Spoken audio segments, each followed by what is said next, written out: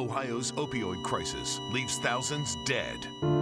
He was my world, and they helped turn my world upside down. Tonight, the untold story, how doctors went unchecked. Why would those doctors keep their licenses? It's hard to say running around trying to duck and dodge. Our findings getting the attention of the nation's top law enforcement officer. They need to do better. It went on too long. A special 5 on Your Side investigation. Prescription for Failure starts now. How did the opioid problem get this bad in Cleveland and across Ohio? Tonight we're taking you back to the origin of the epidemic and key failures that allowed pill mills to flourish. Let's take a look at the big picture. There are lots of factors that caused Ohio's pill problem. Doctors prescribing with reckless abandon, Big Pharma saying its pills were not addictive, and the medical community looking for a way to help patients deal with pain. Tonight, in a first-of-its-kind investigation, we are honing in on the role regulators played. It turns out the people who were supposed to protect us allowed opioids to spread. 5 on Your Side Chief Investigator Ron Regan found pill mill doctors, despite serious disciplinary records, continued to stay in business. The pills went from doctors' offices here to the streets and back alleys. Most of us would never keep our jobs if engaged in the type of behavior we uncovered. But we found doctors across Ohio who kept theirs. It was a prescription for failure. Yes. No. Yes. No. No. Yes. No. With a single vote. Abstain. Abstain. Yes. Yes. Doctors in Ohio can keep or lose their license. They're regulated by the State Medical Board. Its mission, protect your health and safety. I would just take as much as possible. That was kind of the goal for the day. Take as much as I can until tomorrow. She survived Ohio's opioid crisis. More than 8,000 others have not. How did it destroy me? It took away everything. It began here, 2001, in Portsmouth, a car ride away from Cleveland, where recovery centers now replace pills. You could drive through Portsmouth. In specific places, there would be lines. It was June 2005. Drug enforcement agents raided this former clinic. Inside, Dr. Paul Volkman was the #1 purchaser of painkillers in the nation, now serving 4 life sentences for prescribing them to thousands. I supervised the Paul Volkman investigation. Frank Yunker headed up the DEA's drug diversion program in southern Ohio. Millions of dollars. This is big business. Big business, and the medical board knew it. Records show its own investigators were there that day. Yet, despite evidence that at least 7 had already died, Volkman kept his license. It took another 3 years before the medical board permanently revoked it. Yeah, and it was frustrating because, something probably should have been done, obviously a long time before that. How many people overdosed, how many people died, in that interim time. By 2007, more than 2,000 Ohioans were dead. But we found, despite the surge in deaths, the medical board was slow to respond. And in the first 10 years, as the death toll continued to rise, only 47 doctors lost their license for improper prescribing. That's far less than recent years. You got to understand how we got there. Portsmouth's police chief learned revoking a doctor's license is not easy. I still think it takes a long time. Meanwhile, pill mill operators grew even more bold. I don't know how they got away with it. I really don't. Setting up shop in the shadow of the medical board's Columbus headquarters. He was my world, and they helped turn my world upside down. And it's here where Jenny Dunn's 29-year-old son went every month for painkillers. Oh, I'm heartbroken. Because I was afraid that I was going to lose him. John Dunn Jr. died from an unintentional overdose in 2009. But we found his doctor was also well known to the medical board, a board that found Dr. Terry Dragish was a cocaine addict the year before Dunn died. If somebody would have acted before they did, if somebody would have done something, my son would still be here. 2 years later, Dragish pleaded guilty to felony drug possession. Still, the board never revoked his license. There's no words. There's no words. I mean, they're supposed to help save lives, you know, not help take lives. Instead, federal prosecutors say Dragish was able to spend 8 full years seeing 50 to 100 patients every day at this now closed pill mill, and continued for years, only to voluntarily surrender his license in 2013, just before he was indicted. And even more alarming, we found still another doctor, once disciplined for being opioid dependent and presenting immediate and serious harm for the public, worked at the very same pill mill, right under the nose of the medical board. I do. I think that they turn a blind eye. I don't think that they act quick enough. They're just too readily out there, the doctors. Look, he had so many issues dating all the way back to 2008. We reviewed 36 others charged with operating some of Ohio's largest pill mills. That's a number of years before anything really happened. Nearly 1/3 continued to practice for years. A lot of probation. Despite serious disciplinary histories. Would you say that medical boards were more proactive or reactive?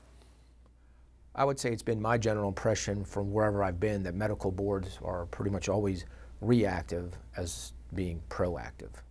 Why do you think that is? I don't know. If I had the answer to that, I think there'd be, you know, a lot more physicians would be held accountable early on. Hello. Hi, Dr. Jobalia. Hi, how are you, sir? Like Dr. Neil Jobalia, who's now facing criminal charges. Did the system allow this doctor to continue to practice and treat patients like your mother for years? Yeah, they did. This indictment alleges Jobalia prescribed Jonna Morgan 560 painkillers in just 3 months before she died in 2015. Like, there's not a day goes by that I don't wish my mom was here. But we found Jobalia first appeared on the medical board's radar in 2008 for violating minimum standards of care. I was shocked. I was shocked to hear that there was past disciplinary action. That's 7 full years before his mother died. It found Jobalia had repeated sex with 3 of his patients and pre-signed blank prescriptions. Yeah, I can't say anything at all, really. Let me talk, give me your card. Okay. Like, should he even been allowed in the same room as these women? Even so, Jobalia received just a 2-year suspension and was back in business. Did that system protect you or your family? No. Why? I do not. From what I just read in that paper right there, I don't feel that enough action was taken. Thanks for looking me up, though. Dr. Jobalia has pleaded not guilty to charges that he distributed hundreds of thousands of doses of painkillers. There should be more question as to whether this guy should be allowed to actually even see a patient, let alone prescribe them anything. Does it surprise me? No. Not at all. Mike Staples, what was most frustrating is consistency. Is a former medical board investigator. Dr. A may have done this, this, and this, and Dr. B done this, this, and this. You send them both to the board, and there was no consistency. Dr. A may get a reprimand. Dr. B may not have their license revoked. And says the board can even ignore recommendations to revoke licenses. The hearing officer could recommend a license revocation, let's just say, and send that to the board. The board then votes on that, and they say, no, we think it should be a reprimand. Did you see that? Sure, saw that. Here in Cuyahoga County, at least 282 have died from prescription opioids in the last 3 years alone. The medical board really, in the criminal context, is not that, it's not in the forefront. James Gutierrez is a veteran county prosecutor who's sent pill mill docs to prison. If you're a doctor and the medical board shows up, you shouldn't be that worried because it's an administrative thing. But if the pharmacy board shows up, then you got issues. Forget about your license. Now you're thinking about having to go to prison. Now, years after the crisis began, that's beginning to change. In the last 7 years, the number of doctors who lost their license for improper prescribing has now more than doubled. So why was the state board, whose mission is to protect you, so slow to act in the early years, as hundreds of Ohioans continue to die year after year? It's hard to say right now, I'm trying to duck and dodge. I can only tell you when I got on the board, we were definitely more attuned to the issues, not just in prescribing, but sexual boundaries issues, and we go down the line. Robert Giacalone is president of the Ohio Medical Board. Was that a failure of the board at that time? You know, Ron, I can't talk about that because I've only been on the board 5 years. Why would those doctors keep their licenses? Again, Ron, you're asking me a question I can't answer. If that was an individual today, he would not have his license. But it allowed these doctors to stay in business. Absolutely. Unfortunately, it did. That's now changing as new board members took over. But is it enough? More on that coming up. Ohio's opioid crisis has caught the attention of the United States Department of Justice, launching what it calls an enforcement surge. Next, we sit down for an exclusive interview with the nation's top cop, Attorney General Jeff Sessions. Pill mills created even more addictions, including heroin and fentanyl, claiming the lives of 70,000 Americans last year. Now, stepping down through the data, 5,000 of those deaths were right here in Ohio, the third highest rate in the country. Attorney General Jeff Sessions has a strong reaction to our findings. 5 on Your Side Chief Investigator Ron Regan traveled to Washington, where the Justice Department just launched an opioid initiative, and it's there where Ron sat down with Sessions in his private conference room for an exclusive interview. Attorney General Sessions, thank you. Your schedule is very hectic. Interviews like this are rare. Why this one? Well, Ohio is an important state for America, but it also is one of the centers of the opioid epidemic. It is a top priority of ours, this whole opioid problem. So I'm pleased to share this time with you. We think turning Ohio will be a key factor in our nation's movement away from addiction and death, particularly from the opioid problem. The Justice Department has successfully prosecuted and shut down pill mills across Ohio. What have you learned in terms of some of the root causes of the opioid crisis? Well, there's no doubt about it that Ohio was one of the first states. Some say it spread out of Kentucky, and doctors that had problems in their profession, weak doctors realized they could make fortunes prescribing these drugs, and that people would line up sometimes out into the streets to get them. And it was a very, very bad trend that occurred. A lot of that did happen in Ohio, but other states too.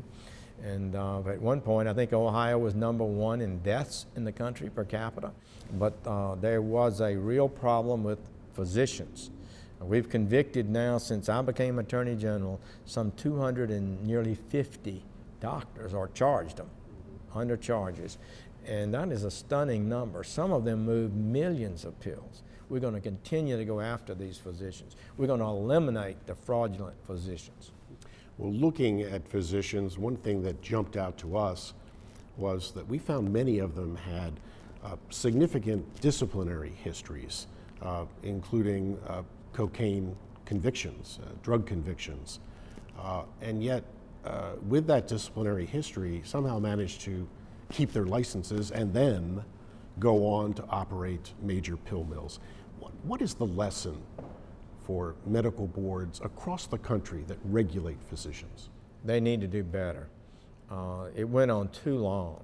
For physicians to prescribe this extraordinarily high number of pills and nobody know about it is hard to believe. So yes, I do think medical boards and professional groups need to be more aggressive. I think in many cases, they fail to pick up on information that should have been available. So I think that will be a big factor in our progress. Attorney General Sessions, thank you very much for your time. Thank you. Pleasure to be with you.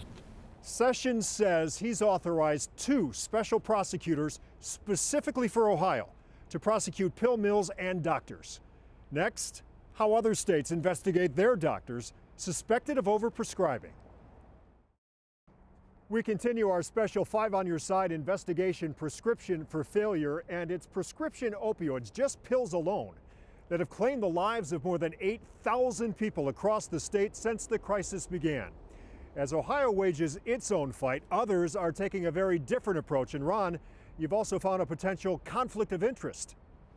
In a moment, we'll show you what another state, also hard hit by opioids, is doing. But first, let's say it's your job to help shut down pill mills, while at the same time, you own stock in the drug companies that make painkillers. Do I hear a motion to approve? So the implicit question is, Further, does each member of the board understand? This is the Ohio Medical Board. Why now does he get a second pass at our stand? 9 doctors, I didn't think so. And 3 public members, where once a month, but he took the job nonetheless. it decides whether doctors will be disciplined. It's your decision as to whether or not you want to continue to allow a doctor who's been prescribing opiates and feeding the opiate problem. Robert Giacalone is the board's president. I support permanent revocation. We found all 12 members can own as much stock as they want in drug companies, even companies that make or distribute painkillers that have claimed the lives of more than 8,000 Ohioans, including Cardinal Health. Now call to order. Last spring, a former top executive appeared before Congress that's investigating the role Cardinal and others played in fueling the opioid crisis. We simply cannot look at the impact of opioid abuse on so many lives and not feel sorrow. Cardinal denies it contributed to the crisis, but its stock value doubled in the same years. At the time, Robert Giacalone served as Cardinal's senior vice president of regulatory affairs. Board members are allowed to own stock in the same pharmaceutical companies that are manufacturing painkillers. Okay, if you tell me that, okay. Well, you own stock. Well, I own stock from Cardinal because I was an employee at one time. And actually, I'm pretty much close to not having any more stock in Cardinal, but go ahead. You're sitting in judgment of a doctor who is coming in front of you because of improper prescribing. At the same time, we have board members who own stock in pharmaceutical companies that make painkillers, and they can profit from those. Yeah, and again, is that a conflict? You know what? I can't explain. I can't say what other people think. I don't view it as a conflict because I don't think of that top of mind. And while there's no evidence that stock ownership has influenced discipline, a leading public watchdog group is raising red flags. Is it plausible to think that a doctor who has a lot of stock in a drug company is going to have a different attitude about what constitutes misprescribing and overprescribing than a doctor who doesn't have any kind of financial interest in a drug company? And the answer is clearly yes. In recent years, the current medical board has gotten much tougher.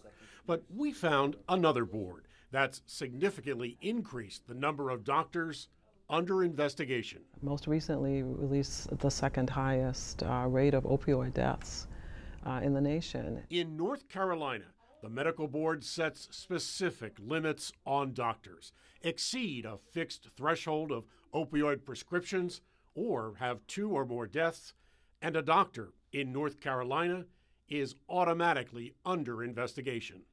It's data from North Carolina's prescription drug database that contains records of every patient's prescription history. So we have a system in place that allows us to proactively identify those who might be prescribing inappropriately high volume, high doses, and associated opioid toxic deaths. So great, they're looking at their numbers, but so what? What are their physicians, the frontline people, doing to make sure that, you know, look, you can get catch-up all day. You have to get on the front end. And the front end in Ohio is the very same database, called ORS, operated not by the medical board, but the pharmacy board.